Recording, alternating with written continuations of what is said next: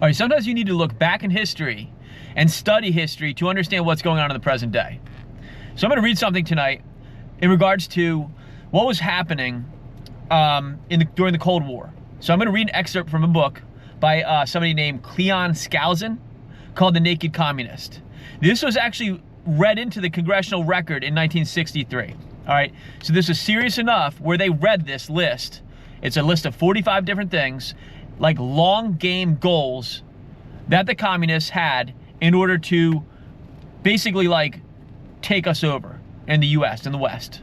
All right, so there's 45 different things, like a list of them that they had. I'm gonna go over 15 in each of these segments. All right, so I'm gonna go over the first 15 tonight. Now, I'm gonna give my input on this. I could be wrong on some of these things. I'm not an expert in these matters exactly, but I will give you my take on what they mean. And you can judge for yourself as to whether a lot of these things have happened or not. I think you'll find a disturbing amount of them have come to pass or in the process, or in the process, I should say, of coming to pass. All right, so I will go on. Current communist goals. Number 1, U.S. acceptance of coexistence as the only alternative to atomic war. I think it's generally understood that, like, with deterrence, basically we realize that, I should say, other countries, other nuclear powers realize that if they were to fire on us, we're gonna fire back. All right, so I think that generally speaking, we all coexist. All right, it's a weird balance of things, but that's how that is. Number 2, U.S. willingness to capitulate in preference to engaging in atomic war. I don't think we're gonna capitulate. All right, I certainly hope we don't. All right, so that's number 2. Number 3, develop the illusion that total disarmament by the United States would be a demonstration of moral strength. That's interesting in a conniving way that they had. So they almost were trying to like morally get us to say, hey, you know, we got to get rid of this stuff, you know, in regards to keeping our morals. All right, they certainly didn't succeed with that because, as everybody knows, the United States is quite armed up. All right, number 4, permit free trade between all nations regardless of communist affiliation and regardless of whether or not items could be used for war. I believe we have like a comprehensive trade agreement with 20 countries. As for how many of them are or are not communist, I'm not quite sure. As for whether or not items in those agreements could be used for war, I'm not quite sure either. All right, so let's go on. Number 5, extension of long-term loans to Russia and Soviet satellites. I would think that we probably have long-term loans with former Soviet satellite countries. I would assume that we do. We loan our money out constantly. As to whether or not we currently have loans to Russia, based on the fact that we've got obviously an issue, a huge issue. There's a huge issue going on with Ukraine right now. I don't know. All right, number 6, provide American aid to all nations regardless of communist domination. So, I mean, we're like the world's piggy bank. I don't know that we give money out to every single country, but I'd venture to say that's fairly accurate. They probably nailed that to a large extent at least, because we pretty much give money to everybody and everything. All right. Number 7, grant recognition of Red China. Admission of Red China to the UN. Well, that one they got. China, we opened the door to China during Nixon's administration, when him and Kissinger worked on this together, and they opened the door to China. And China certainly is certainly part of the UN. They have quite a bit of pull in the UN. All right. Number 8, set up East and West Germany as separate states in spite of Khrushchev's promise in 1955 to settle the German question by free elections under supervision of the UN. All right, just to go back a second, this book was written quite a while ago. This book was written in, I believe, 1958. All right. And evidently Khrushchev made a promise that they would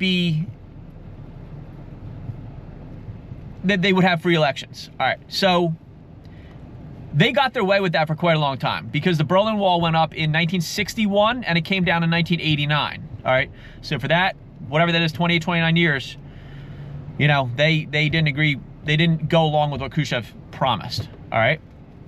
Number 9, prolong the conferences to ban atomic tests because the United States has agreed to suspend tests as long as negotiations are in progress. I don't know for sure whether or not we did do that or not, But I'm assuming that we probably did end up suspending tests during negotiations. I would assume that's probably what happened. All right, number 10, allow all Soviet satellites individual representation in the UN. That did not entirely happen. They had, at one point, including themselves, they actually had Ukraine and Belarus as member nations of UN at one point in time. So in a sense, they had 3 different seats in the UN once, whereas we only had 1. All right, let's go on. This one's interesting. Number 11, promote the UN as the only hope for mankind. If its charter is rewritten, demand that it be set up as a one world government with its own independent armed forces. Some communist leaders believe the world can be taken over as easily by the UN as by Moscow. Sometimes these two centers compete with each other, as they are now doing in the Congo. What do you think about that? That's interesting. Promote the UN as the only hope for mankind? And if its charter is rewritten, demand that it be set up as a one world government?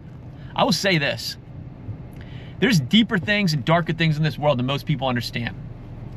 As a Christian, I'm convinced that this world is going in that direction. It's leaning towards and going towards a one world government. If you really look, you'll see this. We're probably near the end of time, in this world at least. And I would say this, because this is part of the things that I'm going to be promoting during this channel. As a Christian, I would tell you this. I recommend anybody come to Christ. I'm convinced myself personally I wouldn't be alive right now had it not been for him. You need him, I promise you. All right?